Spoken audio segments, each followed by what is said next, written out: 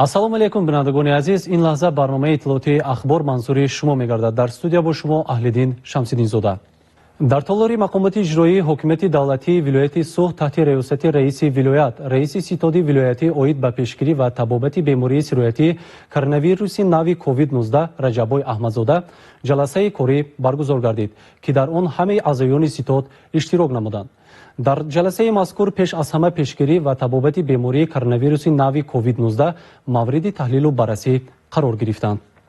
субҳи рӯзи 14 моҳи май дар толори мақомоти иҷроияи ҳокимияти давлатии вилояти Суғд таҳти раёсати раиси вилоят, раиси ситоди вилоятӣ оид ба пешгирӣ ва табобати бемории коронавируси нави COVID-19 Раҷаббой Аҳмадзода ҷаласаи корӣ баргузор гардид, ки дар он ҳамаи аъзоёни ситод иштирок намуданд. дар ҷаласаи мазкур пеш аз ҳама вазъи кунунии гирифторшавии сокинон ба бемории COVID-19, таъмини муассисаҳои тандурустӣ бо дорувориву корҷомаҳои тиббӣ, бурдани корҳои фармондадеҳиву безараргардонӣ ва ғайра мавриди таҳлилу баррасӣ қарор гирифтанд.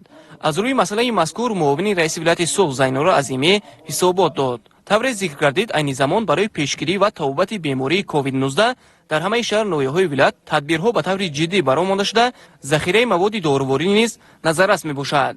пеш аз ҳама таъкид карда шуд, ки бемории мазкур асосан дар шаҳр ноҳияҳои Хуҷанд, Бобоҷон, Ғаффоров ва Истарафшан бештар ба назар мерасад. барои пешгирӣ аз хуруҷи ин беморӣ ва табобати гирифторшудагон мутахассисони соҳаи тандурустӣ ба таври шабонарӯзӣ ба кор машғул мебошанд. маврид ба зикр аст, ки ситоди вилоятӣ вобаста ба пешгирии пандемияи COVID-19 ба таври назаррас корро баромондааст. раиси ситоди вилоятӣ, раиси вилояти Суғд Раҷаббой Аҳмадзода ҳолати мазкурро ба пуррагӣ таҳлил намуда таъкид кард, ки ҳифзи солимии ҷомеа дар асоси дастури супоришҳои асосгузори сулҳу ваҳдати миллӣ пешвои миллат.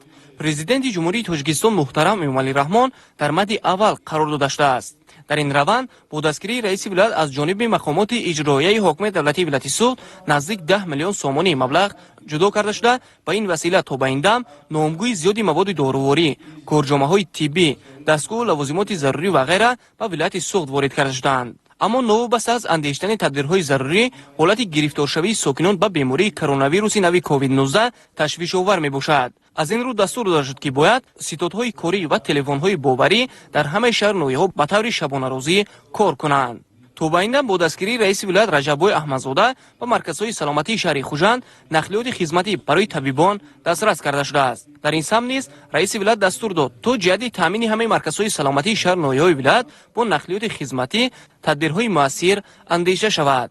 инчунин захираи иловагии дорувориву ниқобҳои тиббиро барои муассисаҳои соҳаи тандурустӣ муҳим шуморид. бояд гуфт, ки яке аз роҳҳои асосии пешгирии ин беморӣ ин риояи қоидаҳои гигиенӣ, безарурат гаштугузор накардан дар ҷойҳои ҷамъиятӣ ва риояи фосила байни сокинон ва муҳимтар аз ҳама муваққатан нарафтан ба хонаҳои ҳамдигар аст. дар робита ба ин масъала дастур дода шуд, ки бояд корҳои фармондадеҳӣ дар байни аҳолӣ ҷоло карда шуда, бо ҷалби шахсони соҳибмаърифату соҳибэҳтиром, аҳли фарҳангу зиё ва соҳибкорон омода ва пешниҳод намудани андешаҳои онҳо тариқи васоити ахбори омма беҳтарин васила дар самти пешгирӣ аз бемории COVID-19 хоҳад буд. дар идомаи кори ҷаласа баён дошта шуд, ки бояд ба фаъолияти мунтазами корхонаҳои саноатӣ, рушди соҳаи кишоварзӣ ва тақвияти корҳои ободонӣ низ эътибори хоса зоҳир гардад. инчунин дастур дода шуд, то дар самти содироти пиёз ва зардолу ба хориҷи кишвар тадбирҳои муассир амалӣ гарданд. илова карда шуд, ки бояд дар назди биноҳои баландошунаи шаҳр ноҳияҳои Хуҷанд, Бӯстон, Гулистон ва ғайра гӯшаҳои деҳқон ташкил гардида фурӯши маҳсулоти кишоварзӣ ба таври васеъ баромонда шавад. имрӯз мардум бояд ба ҳар гуна гапҳои бардуруғу иғвоангези хоинони миллат, ки куркурона андешаҳои ботили худро тариқи шабакаҳои интернетӣ паҳн менамоянд, бовар накунанд. танҳо бояд сокинон бо шукргузорӣ аз ин ватани азизу маҳбуб ва сиёсати халқпарваронаи пешвои муаззами миллат баҳри пешрафти Тоҷикистони азиз заҳмат кашанд. албатта мардуми соҳибмаърифату созандаи тоҷик бо сари баланд ин вабои асрро пушти сар менамоянд.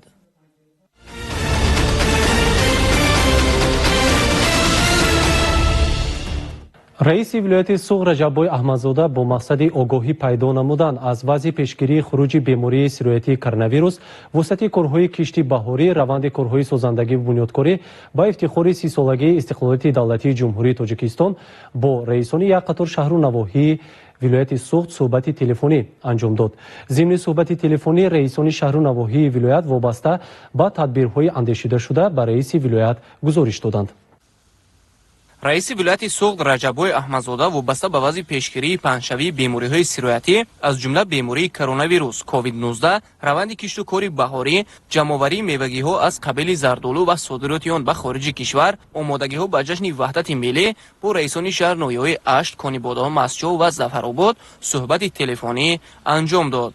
ضمن صحبت با رئیس ولایت سوغد رجب‌های احمدزاده، رئیس نوحیه اش تاکید کرد که این زمان امکانات ضروری برای مبارزه بر ضد بیماری‌های سیرایتی و کشت و پرورش محصولات کشاورزی فراهم می‌باشد. در سمت تامین امنیت عضوقواری، دسترسی ساکنان با مواد اولیه، نظارت تنظیم نرخ‌ها، تمام چاره‌ها اندیشیده شده است. رئیس ولایت دستور داد که باید به مسئله پیشگیری خروج بیماری کووید 19، تقویت کارهای فرماندهی، نظارت با صفت خدمت‌رسانی طبی و اجرای کارهای بی‌ضررگردانی در محله‌ها تدبیرهای سودمند اندیشه شود. در این سمت رئیس نوحیه اش بیان داشت که ستاد نوحیوی اوید به پیشگیری بیماری کووید 19 به طور شبانه روزی فعالیت برده ایستاده است. رئیس ولایت گردش منتظم خانه به خانه، آگاهی از وضع سلامتی مردم، نظارت نفرانی بعد کرانتین برگشته را جدا طلب نمود. اینچنین به مسئله فعالیت منتظم پایگاه‌های آبکشی، جمع‌آوری زردآلو و صادرات آن به خارج کشور دستور داده شد. رئیس شهری کنیبادام وابسته به وضع اپیدمیکی، گرفتارشوی و توبت ساکنان به بیماری کووید 19، تامین مؤسسه‌های طبی با مواد داروواری و متخصصان کسبی،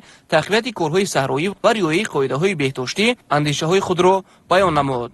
در ادامه کارهای فرماندهی بین اهالی، دریافت و معاینه نفران تبدار، نظارت دائمی شخصان بعد به کرانتین فراگرفته شده، بهتر نمودن ثمره کارهای صحرایی و غیره مورد محاکمه قرار گرفتند. شهری کنیبادام نیز دارای زمین‌های وسیع و میدانی باغات میباشد. از این رو با مقصد انجام با صفت کارهای صحرایی از قبیل سری وقت به انجام رساندن کارهای نرمکنی پخته، جمع‌آوری میوگی‌ها و ثمرناک استفاده بردن زمین‌ها دستور داده شد. در صحبت تلفنی رئیس ولایت سوغد رجب‌های احمدزاده با رئیس نوحیه مسجو مسئله‌های تقویت کارهای مبارزه با اپیدمی کووید 19، گسترش کارهای فرماندهی از جانب طبیبان اولیوی، وسعت کشت و کار در صحرا، ذخیره مواد خوراکی و تقویت کارهای سازندگی با استقبال 23مین سالگرد عید وحدت ملی که سال جاری در این ناحیه برگزار می‌گردد بررسی کرده شد. رئیس ولایت دستور داد تا ساکنان پیش از همه قاعده‌های گیگین شخصی را رعایت نموده در جایهای جمعیتی و سیرودم گشت و گذار نکنند. در سمت کشت محصولات پالیزی نیز اعتباری خاصه ظاهر کرده شد و تاکید گردید که باید از یک زمین 2-3 مراتب حاصل به دست آورده شود.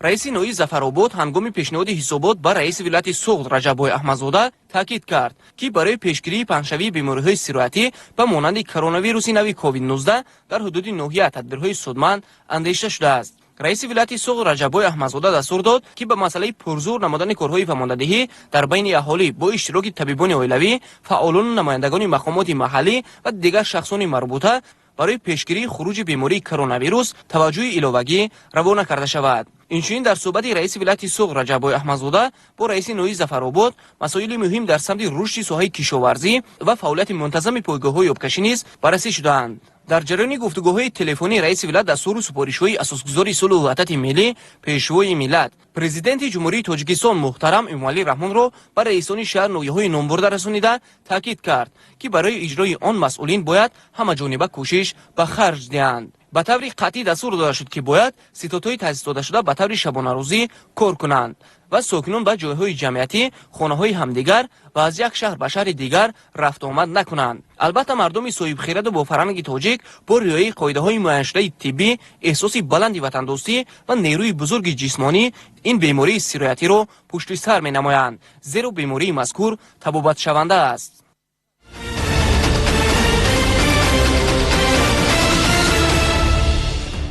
معاون سروزیر مملکت شیرین اسمت‌الله‌زاده به شهر کنیبادام ناحیه ظفرآباد و سپیتامین سفری کاری انجام داد که هدف نظارت کارهای پیشگیری کننده و طبابتی و فعالیت ستادهای نزد مقامات اجرایی حکومت دولتی شهر و ناحیه‌ها بود. اسمت‌الله‌زاده شیرین مسئولین مؤسسه‌های تندرستی را جهت پرزور نمودن فعالیت وظیفه‌دار نموده قید کرد که با دستور سپارش‌های اساسگذاری صلح و وحدت ملی پیشوای ملت پرزیدنت جمهوری تاجیکستان محترم امومعلی رحمان به ولایت سوغد دارو و لباسهای محافظتی برای طبیبان روانه کرده شد که به مؤسسه‌های تندرستی تقسیم کرده شد. همچنین مقامات اجرایی حکومت دولتی ولایت سوغد برای خدمت رسانی خوب و با صفت سری وقتی در مرکزهای سلامتی شهر و ناحیه‌های ولایت شرایط‌های کاری را فراهم آورد. ба муовини сарвазири мамлакат Исматлозода Шерин сартабибони марказҳои саломатии шаҳри Хуҷанд доир ба вазъи эпидемиологии минтақаҳои хизматрасонияшон маълумот доданд. муовини вазири тандурустӣ ва ҳифзи иҷтимоии кишвар қайд намуд, ки айни ҳол вазъият назар ба рӯзҳои пешин беҳтар мебошад ва муроҷиати шаҳрвандон низ ба беморхонаҳо камтар аст, ки ин аз беҳтар будани саломатии сокинон, хизматрасонии хуби табибони тибби оилавии марказҳои саломатӣ баъди қабули мошинҳои хизматрасонии иловагӣ дарак медиҳад. Исматлозода Шерин қайд намуд, ки новобаста ба нишондодҳо мо бояд боз ҳам корҳои фаҳмондадиҳиву профилактикиро бо сокинон бештар намоем, то натиҷаи заруриро ба даст биёрем. намояндаи раисати тандурустии вилоят қайд намуд, ки маркази саломатии рақами 1 шаҳри Хуҷанд ба 30128 нафар аҳолии хизмати шабонарӯзии саривақтӣ мерасонад ва дар шабонарӯзи гузашта 297 гардиши хонагӣ анҷом дода шуда ба 2 нафар роҳхат барои бистарӣ дар беморхона бо фишорбаландиву зиёд будани миқдори қанд дар хун ва бемории роҳҳои нафас доданд. 44 нафар сокинони баъди карантинӣ аз беморхонаҳо мураххас шуда зери табобати доимии табибон мебошанд. аз ҷиҳати дастрасӣ ба доруву сарӯи либоси махсуси муҳофизатӣ танқисӣ надоранд. дар маркази саломатии рақами 2 маркази вилоят бошад 23 табиб ва 48 ҳамшираи шафқат ба сокинон хизмати саривақти тиббӣ мерасонанд ва дар давраи муайян 1302 суҳбатҳо бо сокинони минтақаашон гузаронданд, ки барои гузарондани корҳои тарғиботиву ташвиқотии доир ба саломатӣ 2 мошини сабукрави махсус кӯмак мерасонад. табибони маркази саломатии рақами 3 ба 24593 нафар аҳолӣ хизмат мерасонад. шумораи сокинони маркази саломатии рақами 5 шаҳри Хуҷанд бештар аст. аҳолияшон 53446 нафарро ташкил мекунад ва ба сокинон 38 табибу 85 ҳамшираи шафқат кӯмаки аввалияи тиббӣ ва маслиҳату машваратҳо мегузаронанд. сартабибон ҳамчунин қайд намуданд, ки рӯзи гузашта раиси вилояти Суғд Раҷабои Аҳмадзода ба табибону ҳамширои шафқат ва ҳамширои хурди шафқати марказҳои саломатӣ маводи ғизоӣ ва корҷомаву ниқобҳо, айнаку маводҳои антисептикӣ тақсим карданд. ҳамчунин аз ҳисоби мақомоти иҷроии ҳокимияти давлатии вилояти Суғд барои қабули шахсони муроҷиаткунанда шароитҳо фароҳам оварда шудааст, ки табибон ҳамарӯза аз пай хизматрасонии тиббӣ мебошанд. Исматлозода Шерин ба муовинони раиси шаҳри Хуҷанд, намояндаи маркази назорати давлатии санитарию эпидемиологӣ, намояндаи раисати тандурустии вилояти Суғд, сартабибони марказҳои саломатӣ, раисати кумитаи ҳолатҳои фавқулода ба дигарон супориш дод, ки барои ба натиҷаҳои назаррас ноил шудан корҳои фармондадиҳиву профилактикӣ, гардиши хонагӣ, назорати шахсонӣ аз беморхонаҳо ҷавоб шуда, сокинони синну солашон аз 60 боло, нафарони дорои бемориҳои ҳамрадиф, занҳои ҳомиладор, сокинони пештар ҷарроҳии гуногун шуда, шахсони дорои гурӯҳҳои маъюбият, нафарони дорои бемориҳои роҳҳои нафас, маризиҳои ҷигару гурда ва дигар ташхисҳо назорат ва гардиши хонагиро бештар намоянд. дар ноҳияи спитамен бо иштироки муовини сарвазири мамлакат Шерин Исматуллозода машварати корӣ баргузор гардид. аз роҳбарони муассисаҳои тандурустӣ бори дигар тақозо карда шуд, ки барои пешгирии хуруҷи бемории сироятии коронавирус аз тамоми имконот истифода намоянд. дар ин ҷода ҳукумати ҷумҳурии Тоҷикистон ва мақомоти иҷроияи ҳокимияти давлати вилояти Суғд муассисаҳои тандурустиро бо доруворӣ, маводҳои лозимии тиббӣ, ниқоб ва корҷомаҳои муҳофизатӣ, инчунин дигар таҷҳизотҳо таъмин мекунад. раиси ноҳияи спитамен маълумот дод, ки то имрӯз дорувории зидди вирусӣ ва корҷомаҳову ниқоб харидорӣ шудааст. феълан дар тамоми ҷамъиятҳои деҳот корҳои тарғиботӣ ба роҳ монда шуда, аз ҷониби табибони оилавӣ гардиши хона ба хона амалӣ мегардад. ҷиҳати амалӣ намудани дастуру супоришҳои асосгузори солваъдати миллӣ, пешвои миллат муҳтарам Эмомалӣ дар самти пурзор намудани чораҳои зидди эпидемикӣ ва ҳифзи солимии аҳолӣ масъулин вазифадор карда шуданд. дар ноҳияи спитамен бо мақсади пешгирии хуруҷи бемории коронавирус ва бо ин роҳ ҳифзи солимии мардум тадбирҳои зарурӣ андешида шудааст.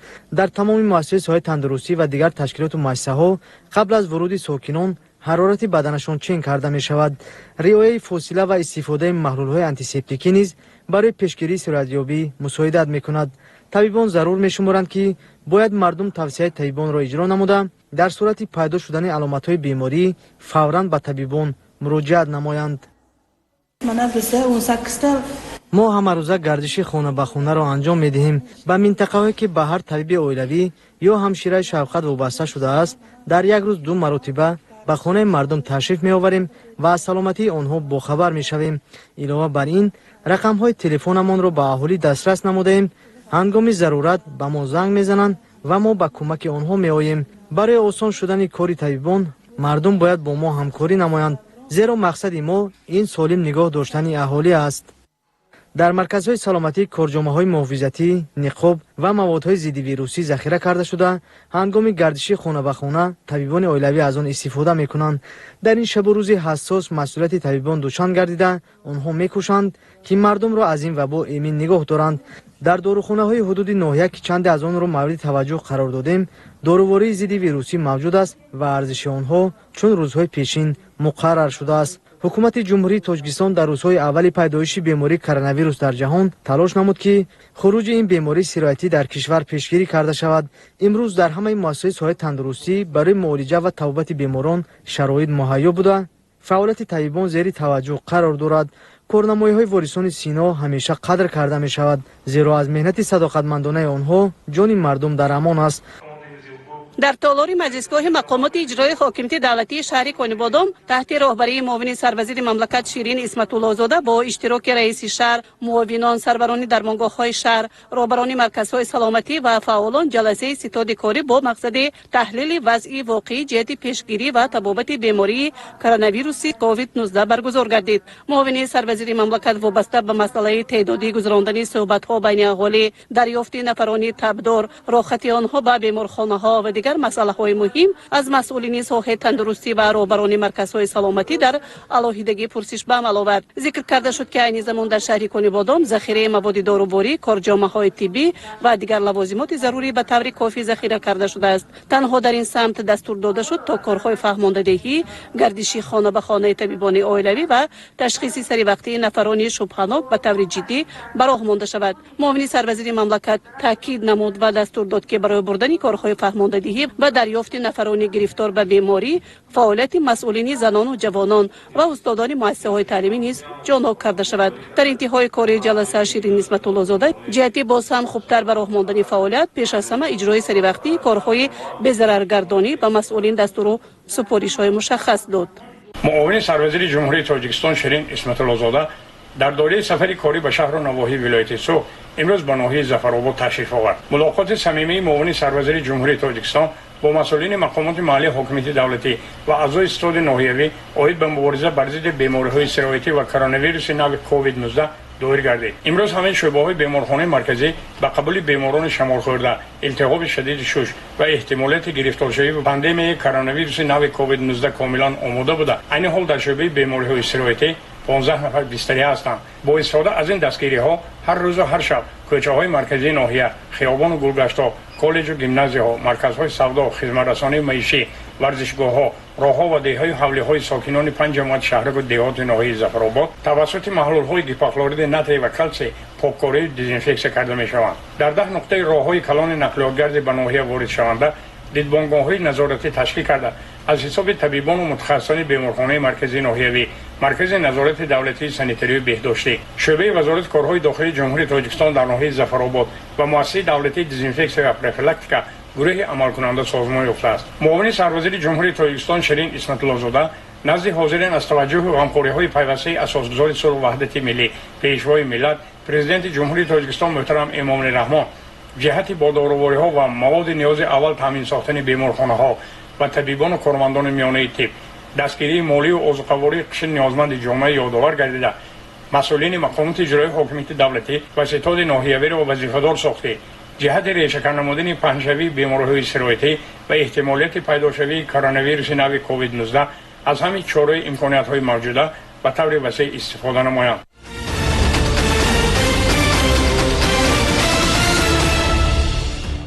баҳри пешгирии паҳншавии бемориҳои сироятӣ аз ҷумла бемории дунёгири COVID-19 дар ноҳияи Бобоҷон Ғафуров низ тадбирҳои судманд андешида шудааст. масъалаи табобати мубталоёни ин беморӣ бошад яке аз ҳадафҳои аввалиндараҷаи роҳбарияти мақомоти иҷроии ҳокимияти давлатии ноҳия ва масъулини соҳаи тандурустӣ аст. дар ноҳияи Бобоҷон Ғафуров барои пешгирии паҳншавии бемории коронавирус тадбирҳои судманд андешида шудааст. дар ҳамаи муассисаҳои тандурустии ноҳия доруворӣ ва маводҳои безараргардонӣ дастрас мебошанд. дар беморхонаи марказии ноҳия бо дастгирии мақомоти иҷроии ҳокимияти давлатии вилоят ва мақомоти иҷроии ҳокимияти давлатии ноҳия беш аз 100 номгӯи доруворӣ ва маводҳои безараргардонӣ, ҳамчунин таҷҳизоти тиббӣ ва сару либоси муҳофизатӣ бо маблағи беш аз 400 000 сомонӣ харидорӣ гардида захира шуданд. захираи доруворӣ ба пуррагӣ таъмин карда шуда аз рӯи имкониятҳо оиди захираи либосҳои муҳофизатӣ барои кормандон корҷомаҳо ба миқдори 1240 адад захира карда шуда имрӯз ба истифода дода шуд ва оиди қабули беморон ду беморхона ба пуррагӣ омода карда шуд. Ин беморхонаи ноҳияи рақами 2 ҷамоати ёва бо миқдори 50 кат барои беморон ва беморхонаи ноҳияи рақами 3 ҷамоати ҳайдарусмон бо 55 кат барои қабули беморон ташкил карда шуд ва ҳоло дар ин муассисаҳо дар дохили бино бо беморон фаъолият мебаранд 105 нафар ва корҳои дуюмин дараҷа ин тоза кардани ҳудуд, омода намудани либосҳои муҳофизатӣ, безараргардонӣ дар маҷмӯъ 150 нафар ҷалб карда шудааст. боқимонда беморхонаҳо барои қабули беморони таъҷилӣ шабонарӯзӣ фаъолият мебаранд. тамоми таваллудхонаҳои ноҳия фаъолият бурда истодаанд. инчунин имрӯз духтурони захиравӣ барои иваз намудани духтуроне ки дар дохил фаъолият бурда истодаанд ба пуррагӣ рӯйхат омода карда шуд ва барои беҳтар кардани дарёфти беморӣ ва сари вақт фаро гирифтан ба муолиҷа гурӯҳҳои корӣ ташкил карда шуда аз сохтори госпиталӣ ба сохтори катси ноҳия рӯйхат пешниҳод карда шуд барои давоми фаъолият дар сохтори катс. беморхонаҳои минтақавии рақамҳои 2 ва 3 ноҳия барои қабули беморони сироятӣ аз ҷумла илтиҳоби шуш ва коронавирус омода гардонида шуда дар ин ҷо барои табобати беморон шароити зарурӣ муҳайё шудааст. дар ин муассисаҳои тандурустӣ табибони пуртаҷриба ҳамарӯза фаъолияти пурмаҳсули худро барои табобати беморон равона менамоянд. бинобар иттилои табибон ин бемории сироятӣ табобатшаванда аст. аз ин рӯ бояд сокинон ба воҳима нафтанд ва танҳо қоидаҳои беҳдоштро риоя намоянд. аз тарафи ҳукумати ҷумҳурии тоҷикистон барои пешгирии паҳншавии ин беморӣ ва табобати мубталоёни он тадбирҳои муҳим андешида шуда истодааст.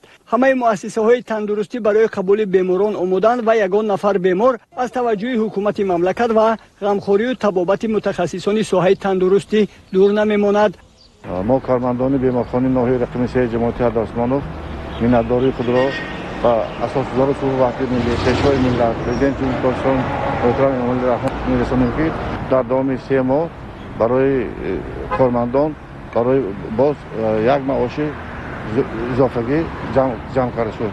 аз он ҷумла миннатдории худро ба раиси вилояти суғд раҷаббой аҳмадзода мерасонем ки беморхона бо маводи хӯрока аз он ҷумла гӯшт ва дигар маводҳо аз он ҷумла бо дорувориҳо антибиотик ва маҳлулҳо кӯмак расонда шуд. аз тарафи раиси тандурустии вилоят зиёда аз 40 намуд дорувориҳо ҷудо карда шуд. умуман дар беморхона то имрӯз бо илтиҳоби шадиди шушҳо ва буронхо 115 нафар бемор бистарӣ гардид. аз он зиёда аз 50 нафар бо сиҳатшавӣ ҷавоб дода шуд. барои пешгирии паҳншавии бемории дунёгири COVID-19 дар ноҳияи Бобоҷон Ғафуров бо дастгирии ҳукумати ҷумҳурии Тоҷикистон ва мақомоти иҷроии ҳокимияти давлатии вилояти Суғд то имрӯз беш аз 20 тонна маҳлули гипохлориди натрӣ харидорӣ шуда мунтазам корҳои безараргардонӣ дар кӯчаю хиёбон, ташкилоту идора, боғу гулгашт ва манзили истиқоматии сокинон ҷараён мегиранд. баҳри пешгирии бемориҳои сироятӣ аз тарафи мақомоти иҷроии ҳокимияти давлатии вилояти Суғд ва мақомоти иҷроии ҳокимияти давлатии ноҳия ба мо ба миқдори лозима маводҳои безараргардонии гипохлориди натрӣ ва дастгоҳҳо барои безараргардонӣ таъмин карда шудааст. то имрӯз дар ҷамоатҳои осебпазири ноҳия ҷамоати ҳайдар усмонов, ҷамоати унҷӣ, ҷамоати дадабои холматов, ҷамоати ёва ва ғозиён тамоми кӯчаҳо, маҳаллаҳо пурра безарар гардонида шудааст.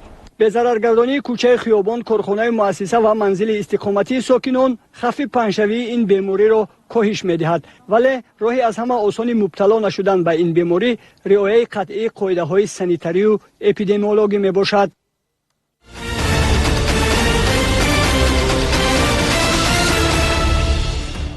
дар шаҳри Истаравшан нозирони бозрасии давлатии автомобилӣ ҷиҳати пешгирӣ аз паҳшавии бемории сироятӣ таҳти шиёри худро аз коронавирус эҳтиётнамо корҳои фаҳмондадиҳӣ мегузаронанд. ин иқдоми мазкур ҷиҳати баланд бардоштани сатҳи огоҳии аҳолӣ дар бораи пандемия COVID-19 амалӣ карда мешавад ки ҳадафи он ҳифзи саломатии шаҳрвандон аст. идомаи мавзӯъ дар гузориши майёри милитсия Акбар Шарифӣ. бо назардошти вазъи ҳассоси ба вуҷуд омада аз таъсири бемории сироятии коронавирус бо дастури роҳбарияти раёсати вазорати корҳои дохилӣ дар вилояти суғд корбари милитсия дар самти пешгирӣ аз ин бемории зудпаҳншаванда пурзур карда шуд. Дар 18 шаҳру ноҳияҳои вилоят кормандони милитсия бо истифода аз нақлиётҳои хизматӣ ба кӯчаҳо баромада эҳтиёткорӣ ва риояи тавсияи табибонро ба мардум дастур медиҳанд. ҳамин гуна чорабиниҳои тарғиботӣ дар шаҳри Истаравшан таҳти шиёри худро аз коронавирус ҳимоя намо бо ташаббуси нозирони бозрасии давлатии автомобилӣ ҳамарӯза роҳандозӣ мегардад. масъулини бозрасии давлатии автомобилӣ шуъбаи вазорати корҳои дохилӣ дар шаҳри мазкур дар баробари танзим, назорат ва риояи қоидаҳои бехатарии ҳаракат дар роҳ ҷиҳати иштирок дар маъракаҳои зидди вирусӣ давоми шабонарӯз дар 2 марҳила вақти субҳ ва баъди нисфи рӯзӣ бурдани корҳои фаҳмондадиҳиро мақсад гузоштанд. риояи гигиенаи шахсӣ, безарурият ба кӯча набаромадан, истифода аз ниқоби тиббӣ ва дигар тавсияҳои худмуҳофизативу тадбирҳои беҳдоштӣ ба самъи аҳолӣ расонида мешавад. иқдоми мазкур ҷиҳати баланд бардоштани сатҳи огоҳии аҳолӣ дар бораи пандемияи COVID-19 амалӣ карда мешавад, ки ҳадафи он ҳифзи саломатии шаҳрвандон аст.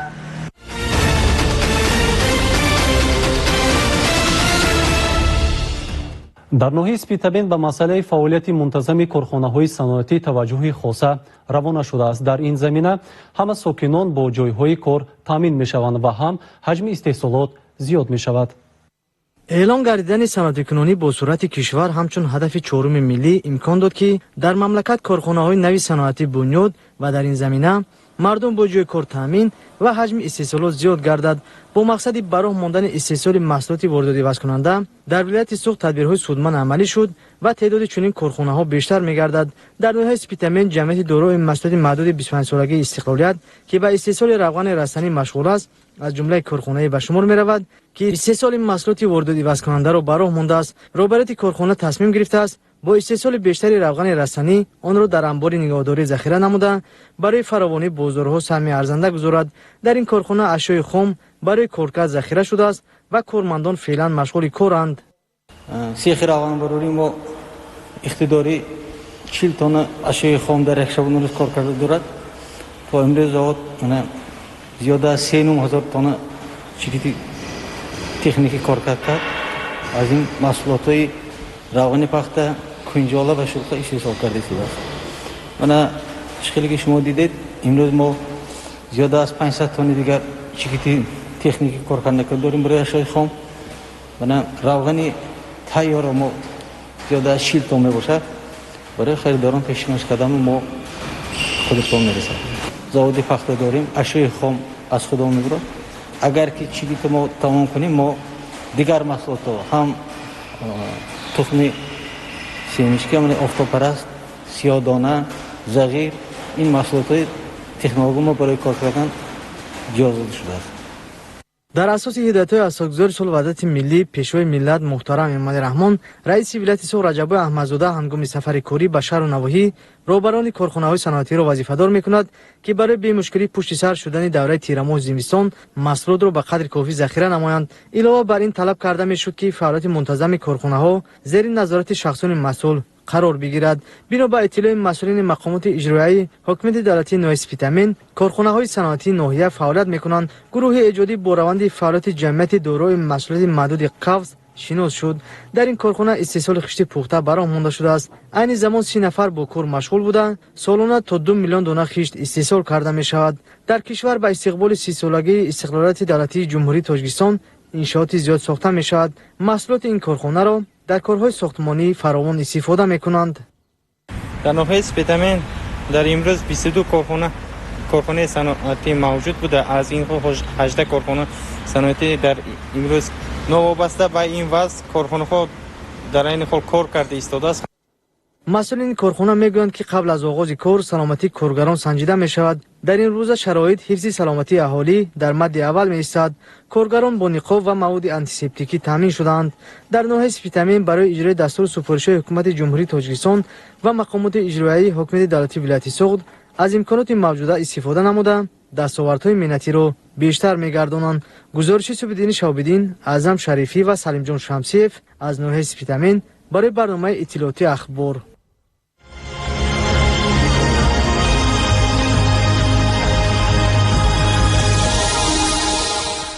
бинандагони азиз, шумо барномаи иттилоотии ахборро тамошо кардед. Бо пешниҳоди вазъи ҳаво барои санаи 15 май барномаи ахбор ба охир мерасад. саломату сарбаланд бошед.